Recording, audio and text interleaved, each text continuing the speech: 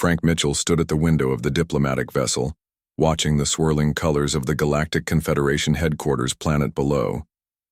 His normally calm face showed lines of worry. After 15 years as Earth's ambassador to the stars, he never thought it would come to this. "Ambassador, we're cleared for landing," said the pilot. "The council is waiting." Frank nodded. "How many died on Europa?" "Latest count is 212 colonists, sir. All civilians. Following non-aggression protocols exactly as ordered." Frank closed his eyes briefly. Those people had families, hopes, dreams. They had followed every rule the Confederation had set. And still the Zelnians had attacked the mining outpost, claiming territorial rights that hadn't existed until valuable minerals were discovered. "The President has approved the message?" Frank asked. "Yes, sir. Operation Thunderstrike is authorized if they refuse to acknowledge responsibility." The ship descended through pink clouds toward the gleaming towers of the Confederation capital. Frank had once found the alien architecture beautiful. Now it felt like a facade hiding ugly truths. Inside the council chambers, representatives from 57 spacefaring civilizations sat in rising tiers around a central speaking platform. The chamber hummed with the translation devices that allowed all species to understand each other. Frank walked to the center with practiced confidence, though today felt different. Today, humanity would stop pretending. "Ambassador Mitchell," said the council leader, a tall, blue-skinned Altarian. "We understand you wish to address the council regarding the unfortunate incident on Jupiter's moon." Frank noticed how they already framed it. An incident, not an attack. Not a massacre. Unfortunate incident? Frank's voice remained calm but carried throughout the chamber. 212 human colonists are dead. They were unarmed. They were in territory assigned to Earth 50 years ago. Counselor Vrax, the Zelnian representative, waved a dismissive tentacle. "The territorial claims were under review due to the discovery of critical resources. Your colonists were warned." "They were warned after the attack began," Frank said. "We have the communications logs." "Your evidence is disputed," Vrax said. "The Zelnian Empire has submitted alternative facts." Frank looked around the chamber, seeing the familiar expressions. Most wouldn't meet his eyes. They had seen this pattern before with other young spacefaring races. Make rules. Change them when convenient. Take what you want from those too weak to stop you. "I am not here to debate what happened," Frank said. "I am here to deliver Earth's final warning." A murmur went through the council. Final warnings were rare in diplomatic circles. For 70 years, humanity has been a member of this confederation. "We have followed your rules. We have shared our art, our culture, our resources. We have held back our military development as required by the membership agreements." Frank paused, making eye contact with as many representatives as possible. "But there is something you should know about humans. We are very, very good at keeping secrets." The council leader shifted uncomfortably. "Ambassador, if this is some kind of threat—" "Not a threat. A fact." Frank pressed a button on his wrist device, and holographic images appeared above the platform. "These are images from our Europa colony. 212 civilians. 37 were children." Several council members looked away from the graphic. Images of the attack. "Humanity has shown remarkable patience," Frank continued. "We have watched our colonies be restricted while others expand. We have seen our trade routes taxed at higher rates. We have noticed how Earth scientists are denied access to research facilities. These complaints have been addressed in appropriate committees," the council leader said. "And dismissed every time," Frank replied. "So we adapted. That's what humans do very well. We knew from our history what happens when a more advanced civilization meets a less advanced one, so we decided to appear less advanced than we are. This caused a stir in the chamber." Counselor Vrax laughed, a burbling sound. "Your ships can barely achieve reliable faster-than-light travel," Vrax said. "Your weapon systems are primitive compared to even the youngest Confederation members." "That's what we wanted you to think," Frank said quietly. He pressed another button on his wrist device. A new hologram appeared. Schematics for ships and weapon systems far beyond what Earth had ever revealed. For 50 years, humanity has been developing in secret. The ships we show you are shells hiding what's inside. The weapons we demonstrate are outdated by decades. The technology we share is a small fraction of what we possess. The council chamber fell silent. We did this because we hoped to be accepted, as equals based on our ideas, our art, our willingness to cooperate, not our ability to destroy. We wanted peace through trust, not fear. Frank looked directly at Vrax. But you mistook restraint for weakness. These could be fakes, Vrax said, but his tentacles trembled slightly. Admiral Powell, Frank said into his communication device. A demonstration, please. On the giant view screen at the front of the chamber, an image appeared of space near Jupiter. 3 Zelnian battlecruisers were visible, still in position after the Europa attack. Suddenly, where there had appeared to be empty space, 6 Earth vessels materialized. They had been there all along, their advanced cloaking technology making them invisible even to Confederation sensors. The Earth ships were smaller than the Zelnian cruisers, but they moved with impossible speed, surrounding the larger vessels.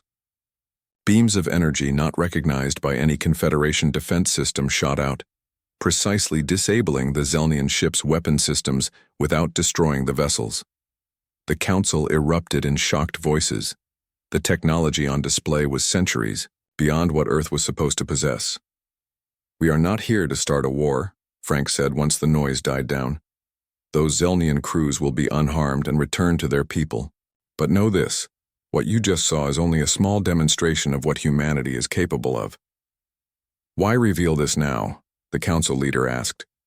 Why not continue your deception? Because innocents died, Frank said simply. Because despite our best efforts to work within your system, you have consistently shown that you only respect power, so now you will see our power. Frank straightened his shoulders. Earth demands the following: full acknowledgement of the illegal attack on Europa, reparations to the families of the dead, punishment for those responsible, and a review of all territorial and trade agreements that have been unfairly imposed on human colonies. And if we refuse? Vrax asked, though his voice lacked its usual arrogance. Then humanity will no longer restrain itself, Frank replied. We have hidden outposts throughout Confederation space. We have ships you cannot detect. We have weapons you cannot defend against. We have been preparing for the worst while hoping for the best. Frank looked around at the stunned faces of the council. Earth has been patient. Earth has been reasonable. Earth has followed rules that were designed to keep us submissive. That ends today. He stepped back from the platform. You have 48 hours to meet our demands. After that, we will take matters into our own hands. As Frank walked out of the chamber, the council burst into panicked discussion. He felt no satisfaction, only sadness that it had come to this. Humanity had wanted to be a peaceful member of the galactic community.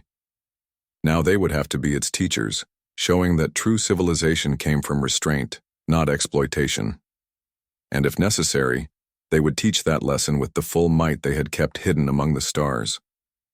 Captain Eric Sullivan sat in the command chair of the USS Defiant, watching the stars through the main view screen. For 10 years, he had commanded what the galaxy believed was just a diplomatic transport vessel. Only a handful of aliens had ever been allowed on board, and they had seen only what humans wanted them to see: outdated control systems, basic weapons, and seemingly primitive propulsion. Captain, we're receiving a message from Admiral Powell, said Communications Officer Liz Carter. Operation Thunderstrike is now active. The Confederation failed to meet our demands. Eric wasn't surprised. He had hoped the aliens would take Ambassador Mitchell's warning seriously, but decades of looking down on humans had made them blind to the truth. Send acknowledgement, Eric said, and begin transformation sequence. The crew worked with practiced efficiency. They had drilled for this moment countless times over the years. All stations report ready, Captain, said First Officer Alan White. Transformation can begin at your command. Eric took a deep breath. Computer, authorization Sullivan Echo 794. Initiate full unveiling. Throughout the ship, hidden panels slid open, revealing advanced systems that had been concealed since the Defiant was built. The plain metal walls shifted as nanobots rearranged their structure, forming new control stations with holographic displays.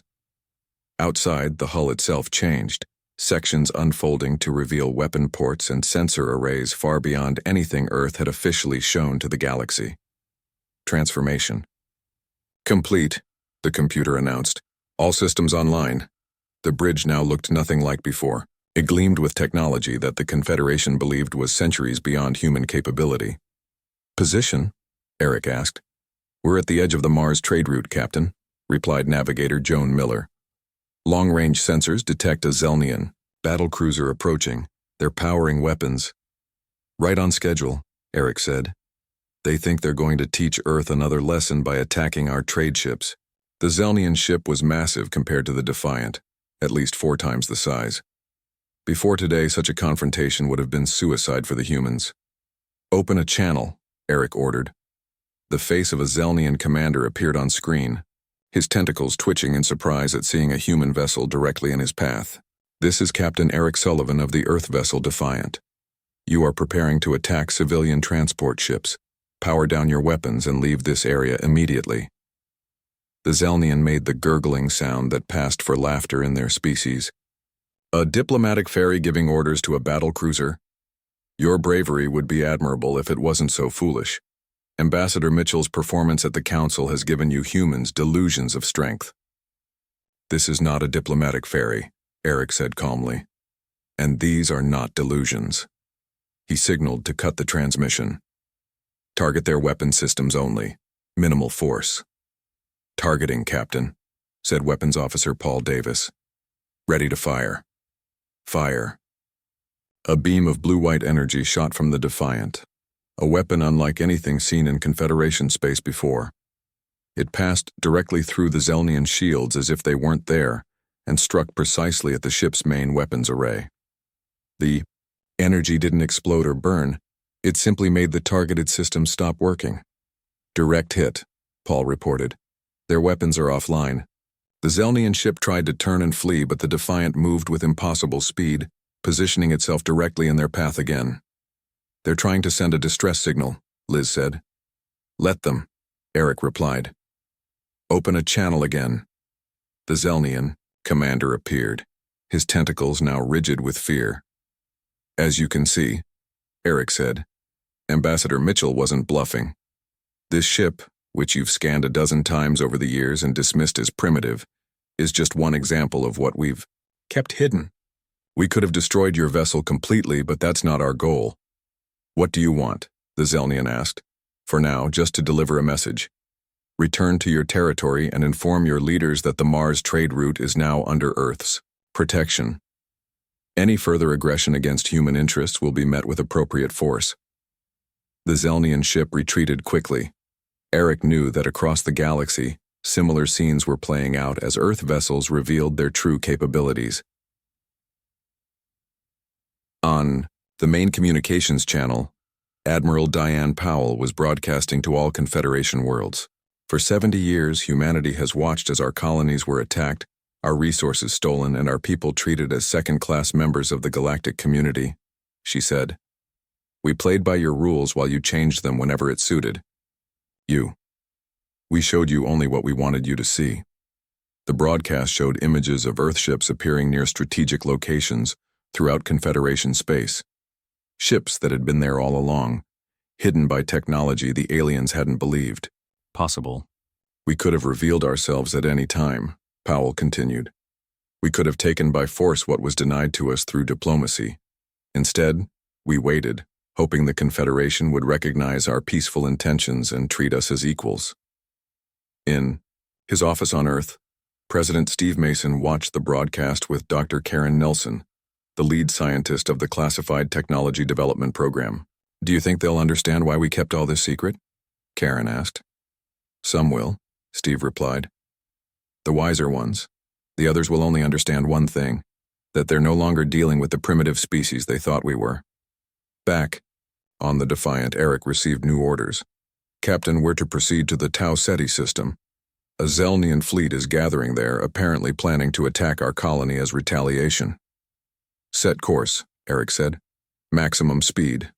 The Defiant accelerated, to speeds that would have shocked any Confederation observer. What had taken other ships weeks to traverse would take them hours. In the Galactic Council chambers, emergency sessions were being held as representatives tried to make sense of what was happening. Screens showed Earth vessels appearing throughout. Confederation space, all of them suddenly transformed from their disguised state into advanced warships. How did we not know? One counselor asked. How did they hide this from all our scans? All our spies? Counselor Vrax, who had been so dismissive of humans, sat in stunned silence as reports came in of Zelnian ships being disabled with ease. Ambassador Frank Mitchell entered the chamber again, walking calmly to the center platform. Now that we have your attention, he said, let's discuss the future. Earth doesn't want war. We never did. What we want is respect, not born from fear of our weapons, but from recognition of our right to exist without exploitation. He activated a holographic display showing evidence of deliberate sabotage against human colonies, secret meetings where Confederation leaders had planned to restrict Earth's growth, and intercepted communications revealing a pattern of deception. We've known about all of this, Frank said. We've watched and listened and gathered evidence while you thought we were blind and deaf. Now, we offer you a choice. We can work together to build a better, more just Confederation, or you can continue to treat emerging species as resources to be exploited. The consequences of that second choice have now been made clear. The council leader stepped forward. You've made your point, Ambassador, but understand that many will see this unveiling as an act of aggression. We see 70 years of exploitation as aggression, Frank replied. We're simply finally defending ourselves. The choice of what happens next is yours. As he spoke, across the galaxy, humanity continued to reveal just how much they had been holding back. Commander Sam Reeves moved silently through the shadowy corridors of the Zelnian Defense Station, orbiting their homeworld. His team of 5 operators followed close behind, their advanced stealth suits making them nearly invisible to both eyes and sensors.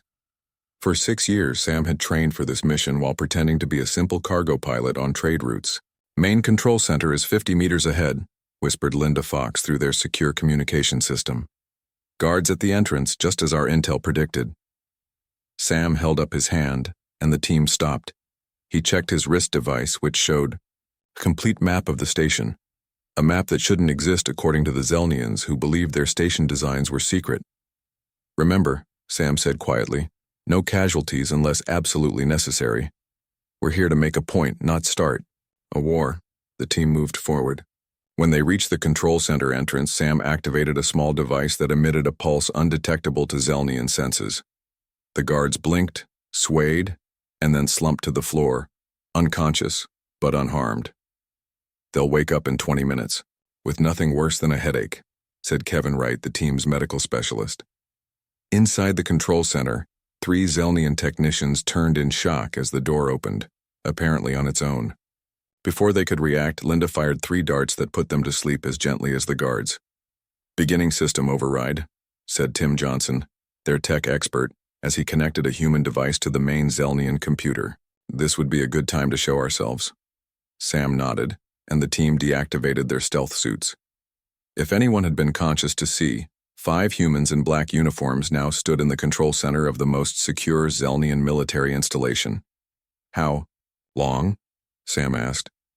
3 minutes to complete takeover, Tim replied. Their security is good, but exactly what our simulations predicted. They haven't updated it in over 2 years. On the main view screen, they could see the massive Zelnian defense grid, thousands of automated weapons platforms forming a protective shield around the homeworld. For decades, the Zelnians had boasted that their planet was impregnable, protected by technology no enemy could overcome. Signal from Admiral Powell, Linda reported. The fleet is in position, awaiting our confirmation. Almost there, Tim said, fingers moving rapidly over his device.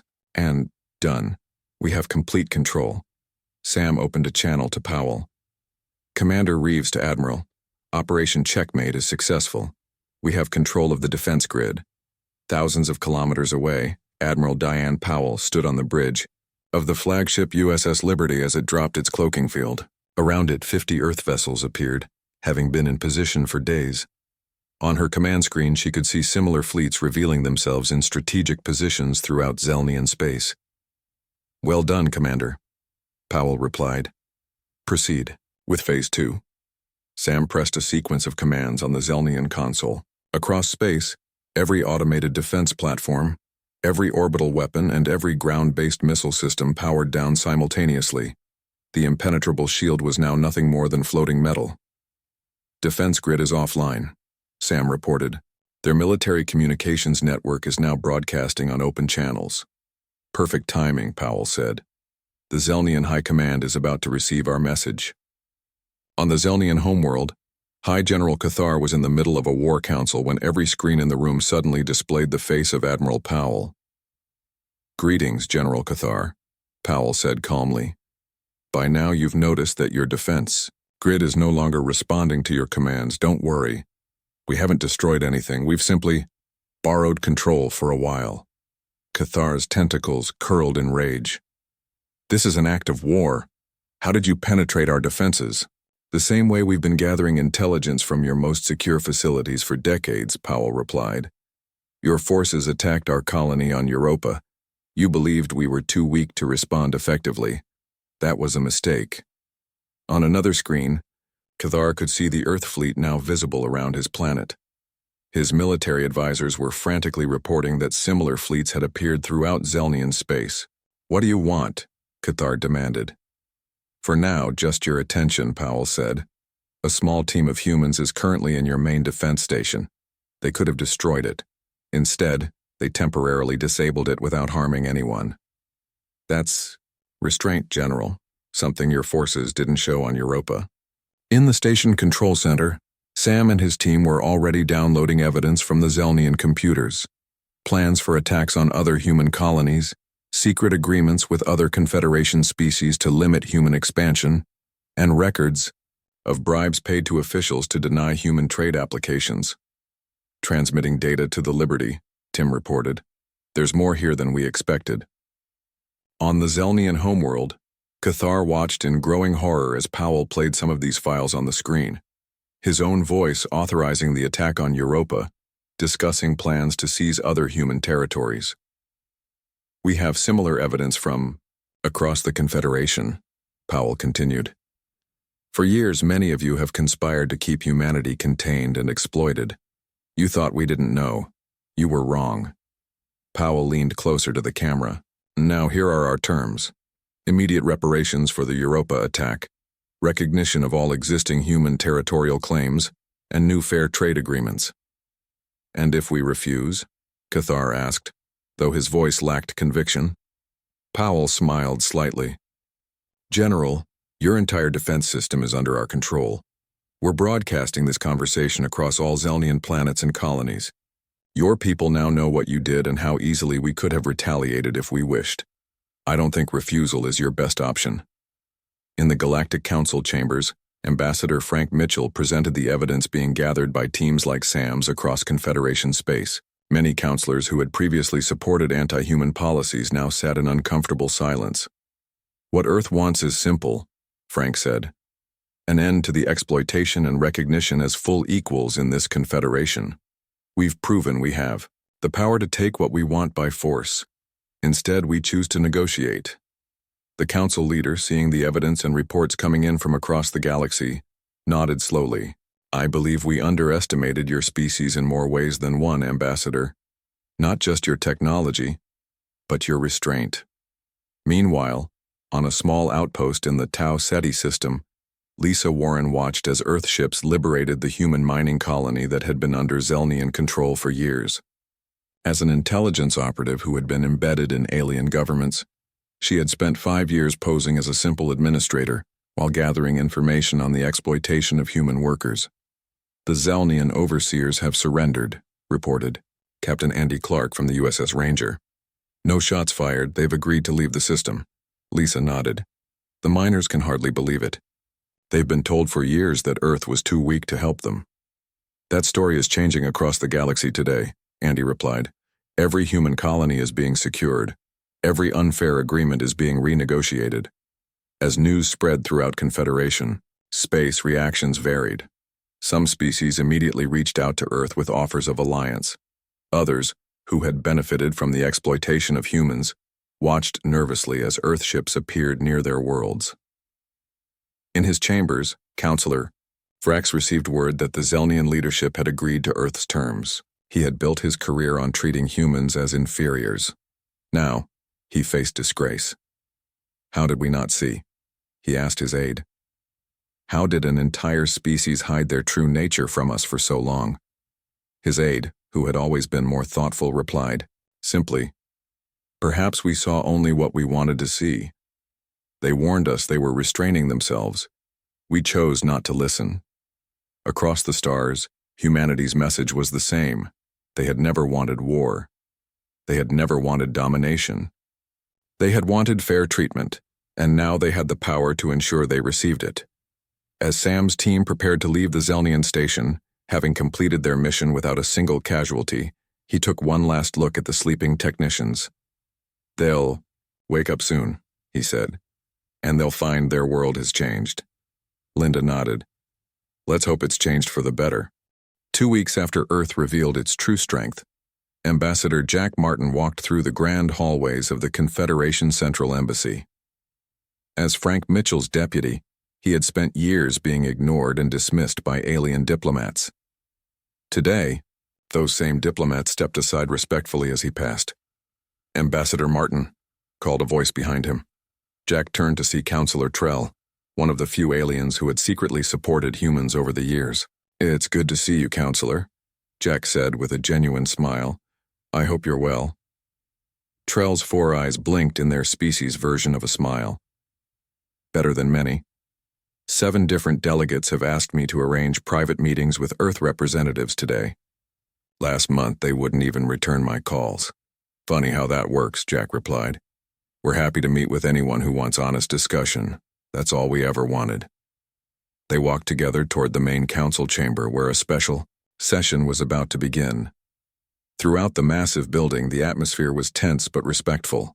The revelation of Earth's hidden power had sent shockwaves through galactic politics. Is it true that the Draxians have requested a meeting? Trell asked quietly. Jack nodded. This morning, their ambassador contacted us directly. This was significant news. The Draxians were ancient rivals of humans, with bad blood going back to first contact. They had been among the strongest voices for restricting Earth's growth. Inside the council chamber, Secretary General Olivia Hayes stood at the center platform. As Earth's highest political leader, her presence at the Confederation headquarters sent a clear message about the importance of this meeting. Representatives of the Galactic Confederation, Olivia began, her voice calm but commanding.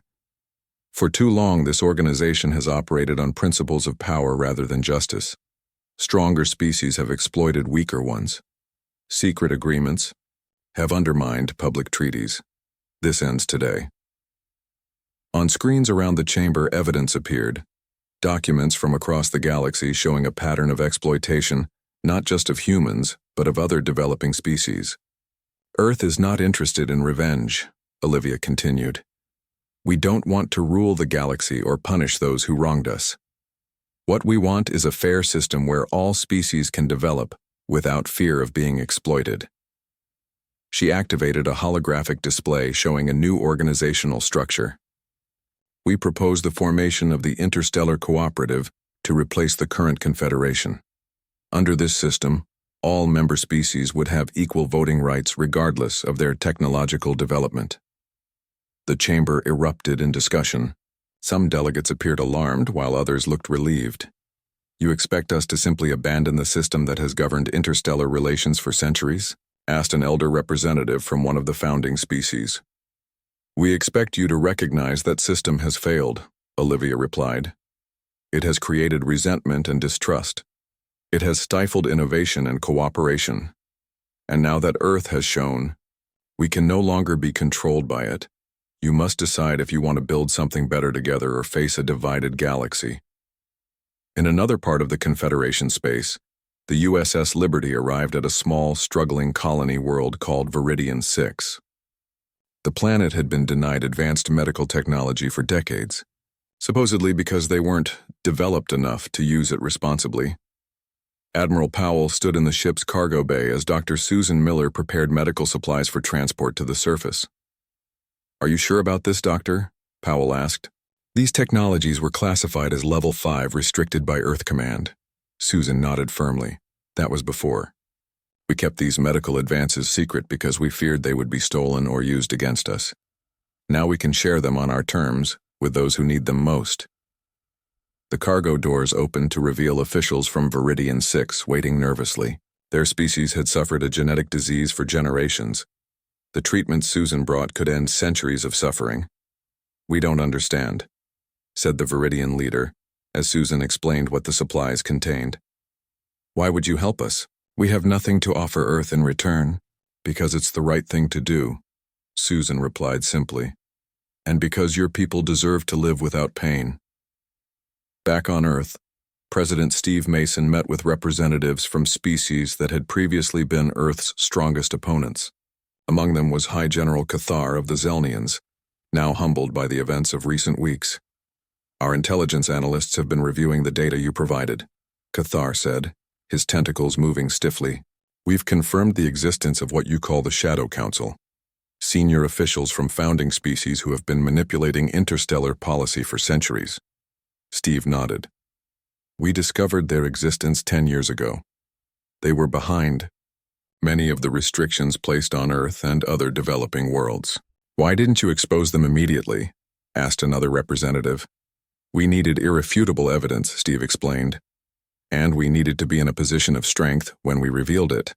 Otherwise, it would have been dismissed as human paranoia by the colony world of New Terra.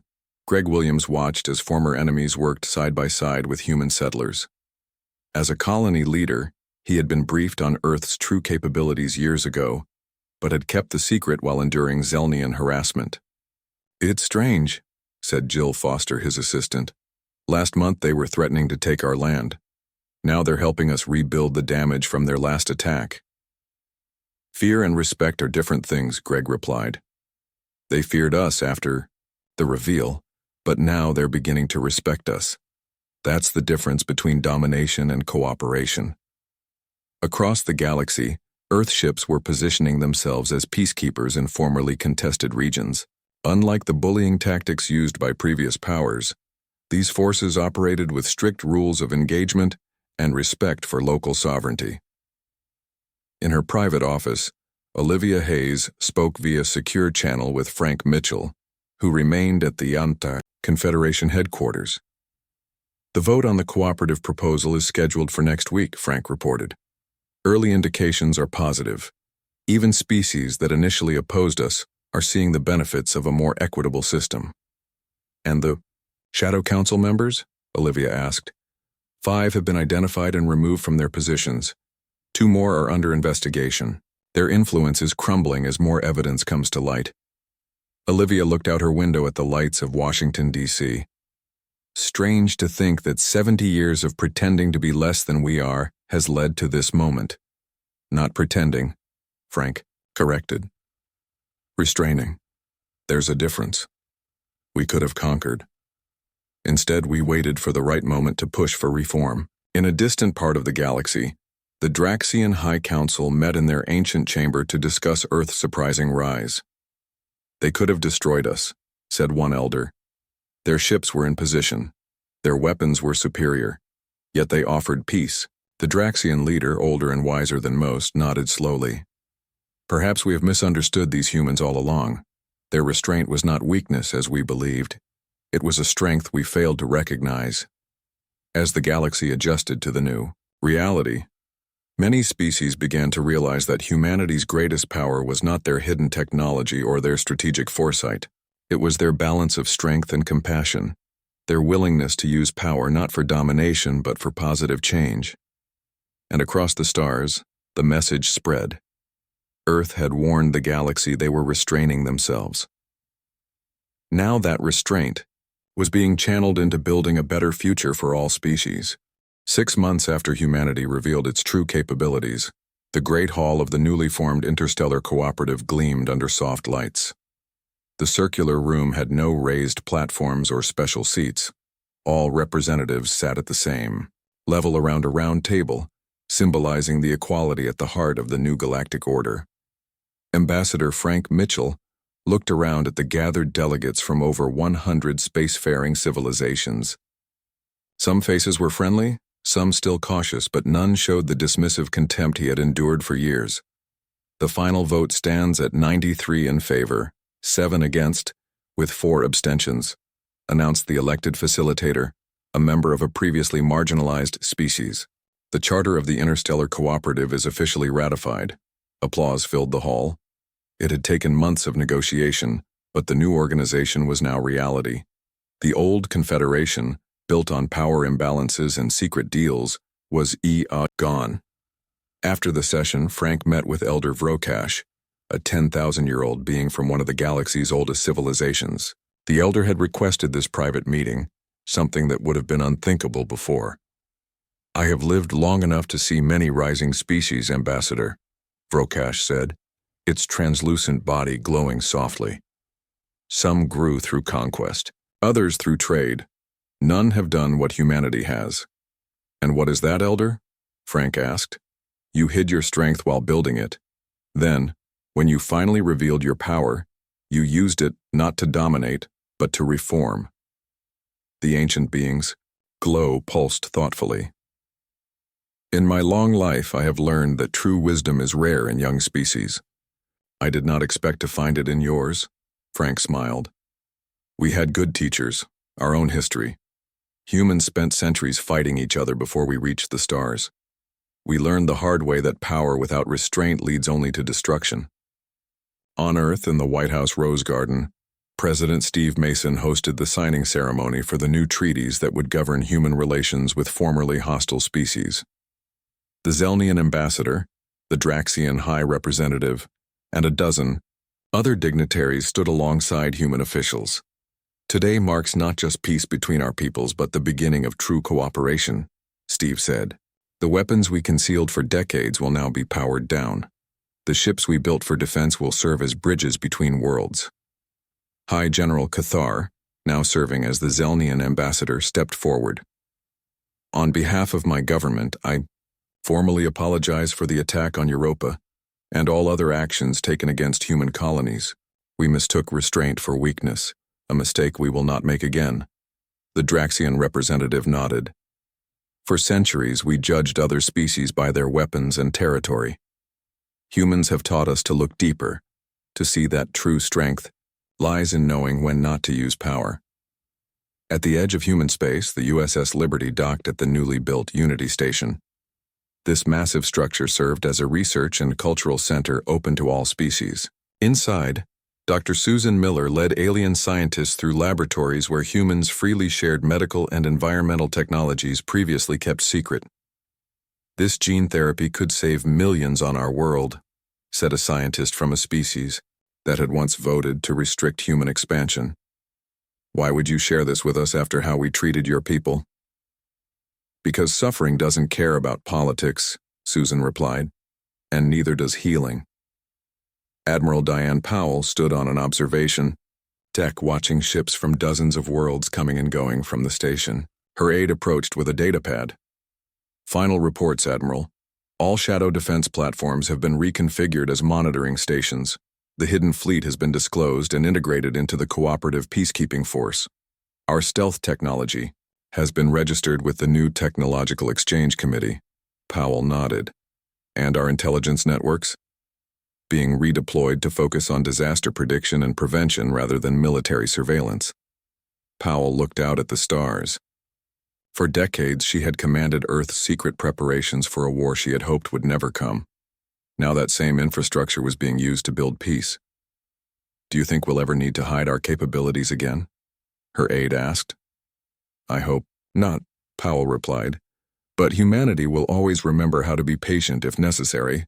In a quiet ceremony on Europa, Greg Williams stood with human and alien representatives as a memorial was unveiled. The names of the 212 colonists killed in the attack that had triggered Earth's revelation were engraved on a simple, stone monument. "These people died because they followed orders to show restraint even when under attack," Greg said. Their sacrifice ultimately led to the peace we enjoy today. We honor them not through revenge, but by building the better galaxy they would have wanted to see.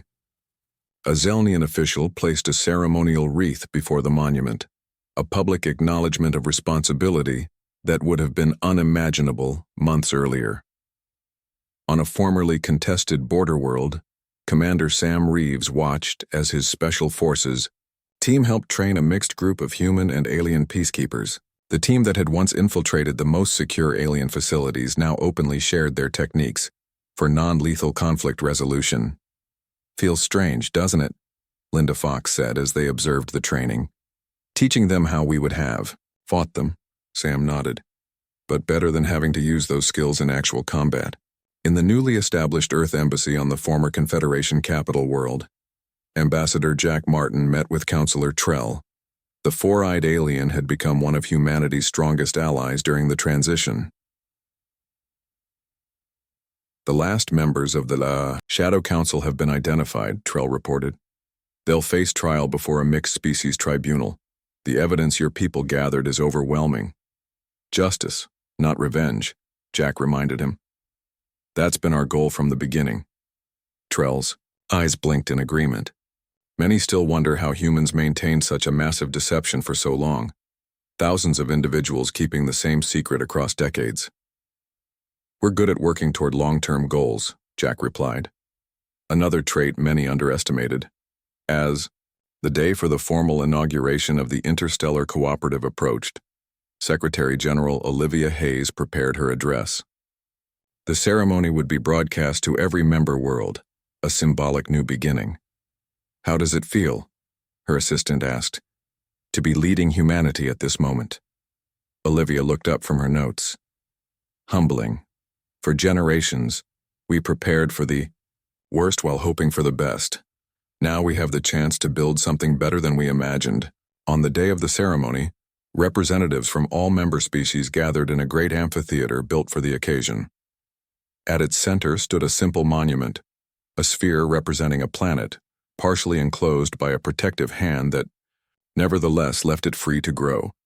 Frank Mitchell, who had delivered Earth's final warning that started all these changes, stood beside Olivia as she addressed the gathering.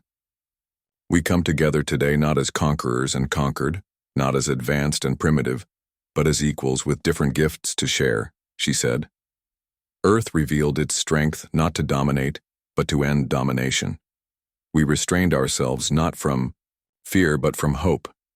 Hope that we could find a better way forward than the cycles of power and submission that have marked so much of galactic history." As she spoke across the galaxy, humans and aliens watched together. On Earth, on colony worlds, on ships and stations throughout space, a new era was beginning. "The stars are vast, and the future is long," Olivia concluded. "Together, we can build something worthy of both." The galaxy had learned an important lesson. Sometimes the greatest strength is knowing when to hold back, and sometimes the most powerful statement is not what you take, but what you choose to give. Earth had warned, the galaxy they were restraining themselves. In the end, that restraint had created not just peace but possibility.